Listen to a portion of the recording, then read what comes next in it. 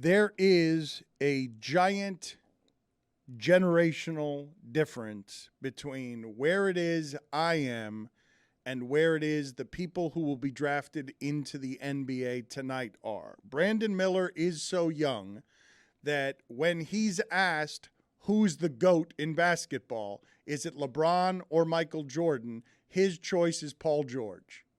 And it's not because he's an idiot. It's because he grew up with Paul George. That's the guy that he admired. And I know many of us will laugh at the absurdity of that. Of course, no one will agree with that, not even Paul George.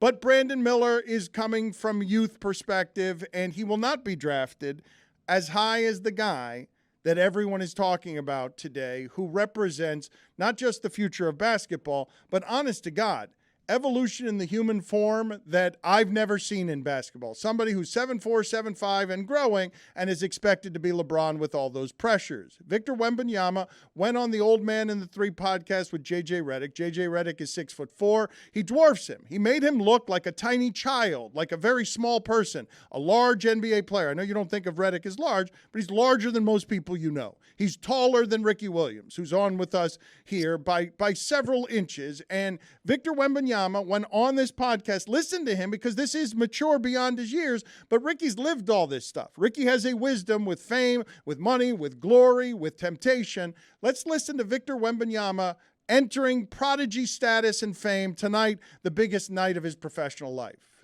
You know, what you just said about young players, this is something I thought about a lot. I know I'm never going to turn like this. Like, I know I'm never going to lose a grasp of reality and just do some shit, you know. Because I know what I want. Like I'm driven from the inside of my heart, and like nothing can put me out of my path. Like I do everything I do everything I can, so I deserve what I get. And I think some players are really talented, physically or technically, you know, really really talented, but their mind isn't like as good as their body is. You know what I'm saying? My totem it's something bigger than basketball, you know. It's just life. It's just accomplishing yourself inside this universe, you know. And when I need motivation, when I need energy and I feel tired out, when I need a fight on the court and it's hard, I always remember I'm free in that universe. I do whatever I can, and I know what I want to do, and nothing's gonna stop me from doing it. And I always got that in mind. And it doesn't just stop to basketball, you know. It's about life. That is fine and wise in perspective, Ricky, but I also don't think that he knows what kind of temptations, pressures, and burdens are about to come his way. You're laughing because it is nice philosophically, right up until life punches you in the nose. Of course. I mean, he speaks with a lot of wisdom for a kid his age. But the disadvantage of being young is you have no idea. You know, I love his attitude, and if he can maintain that attitude and help him deal with the difficulties that will come, then I think he's going to be all right.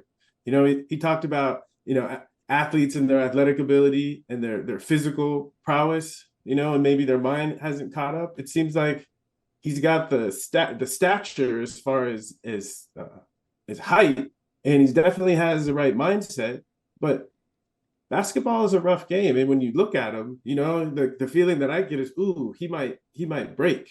And so in my imagination, and this is what I, you know, speaking from personal bias, from my experience going into the NFL, I thought I had the right mind frame, but first preseason game, I had an ankle injury, and I battled injuries my whole first 2 seasons. And so, you know, as an example, you know, I would sit down and I would say, imagine, you know, injuries. Imagine injuries. Just sit with it and feel it and imagine it, and then see, you know, how optimistic you can be. Because if you can be optimistic going through the ups and downs of a physical game like basketball and still maintain that mindset, I think he's going to be all right. The other thing that, you know, as I look at the story and I've been following it a little bit, is hype. You know, there's so much hype, right? And when we're fortunate, you know, hype and reality, you know, they integrate and things work out, but that's a rare combination. And so I'm talking to him, I say, you know, work your ass off and prepare for the worst. Ricky, you lived this exact part of it because you weren't the biggest hype athlete in the world or in your sport. Well, maybe you were in your sport, actually. When you came in that draft, yeah, you probably were in your sport. You feel bulletproof. You think you're mentally tough. And then your case, as you mentioned, injury. But this could be foot problems. And if foot problems grab this guy, I don't care how mentally tough he is. He's 7'5". What's he going to do if all of a sudden there's hype and he physically can't play? Yeah, it's going to be difficult if he doesn't prepare for it. You know, it's easy before you're there and you have the right mindset. It's easy to say the right things.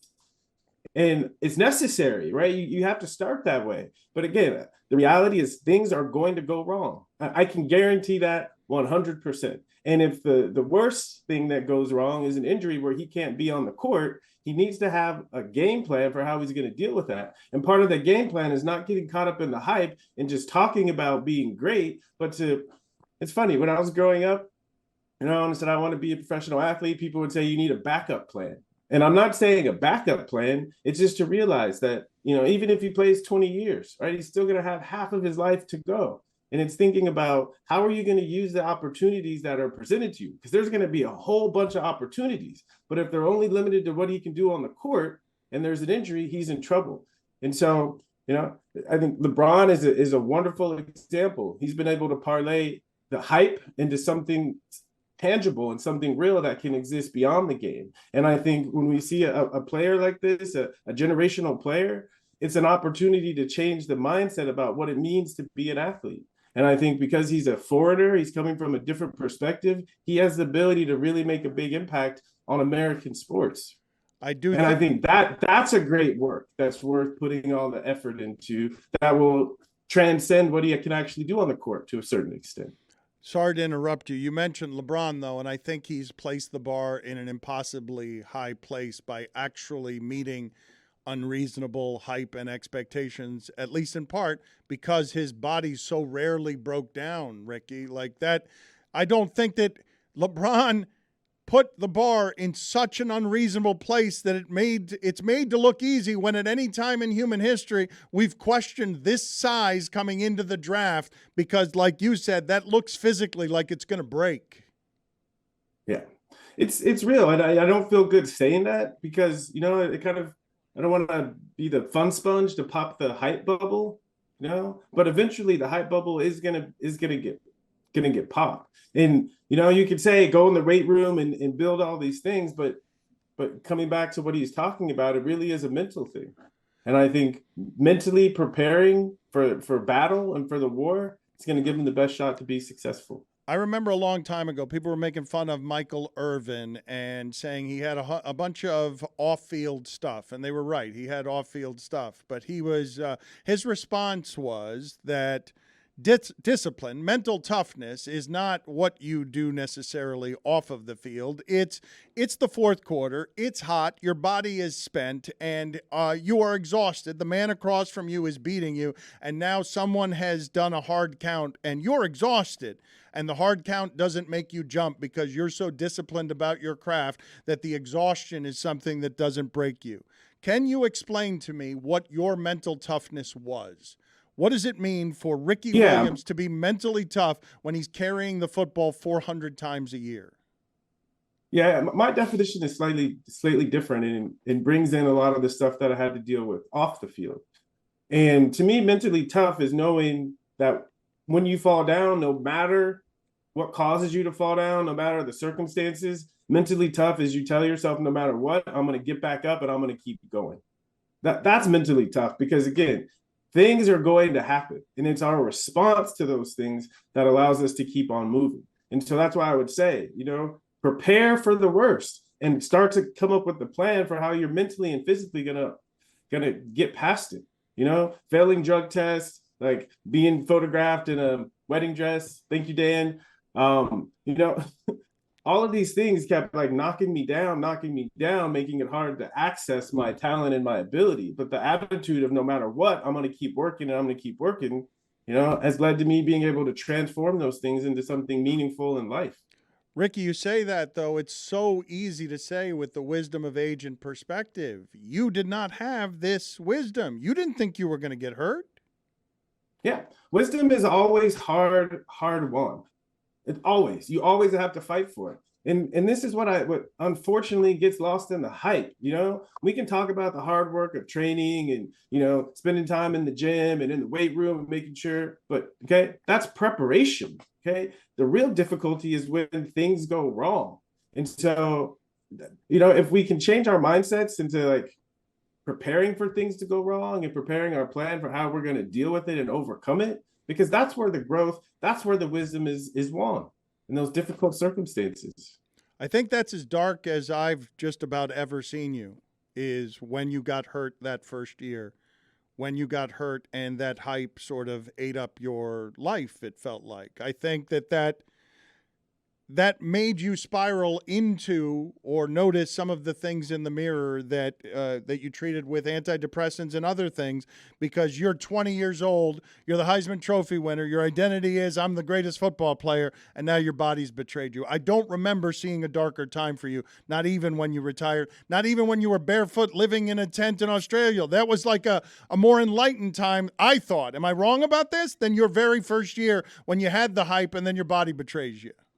Well, I don't think you can really separate the two in time, but if we go before the leaving and the reflection in that moment, it was definitely the darkest time. And I think when the bubble is popped, all that, like you said it so beautifully, the hype turns on you because now you're stuck with how you weren't able to live up to it. And right now, you can be buoyant on the hype.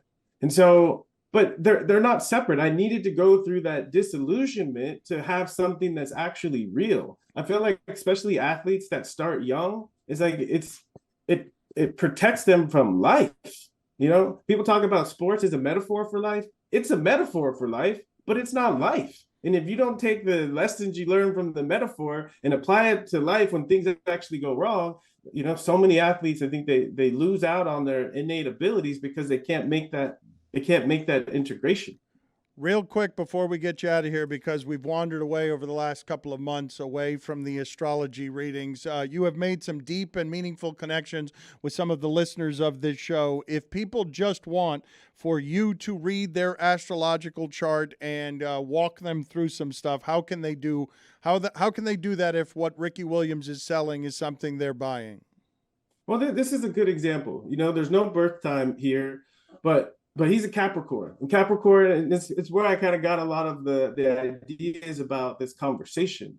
Capricorn is about overcoming difficulty. The goat, right? This is the symbol. It's about climbing to the top of the mountain, but you got to take one step at a time to get to the top. And each of us have a meaningful story to live.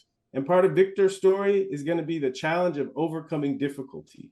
And so people can reach out at rickywilliams.life. And what I do is I help people tie into the meaningful theme and stories in their life so they can approach them the same way that I approached football. And it's interesting, like people think of astrology, all this spiritual stuff, but the kind of mindset and attitude I bring to it is the same I brought to playing the Ravens, is that there's challenges, there's a storyline. And if we can step up, meet the challenge, then we become victorious.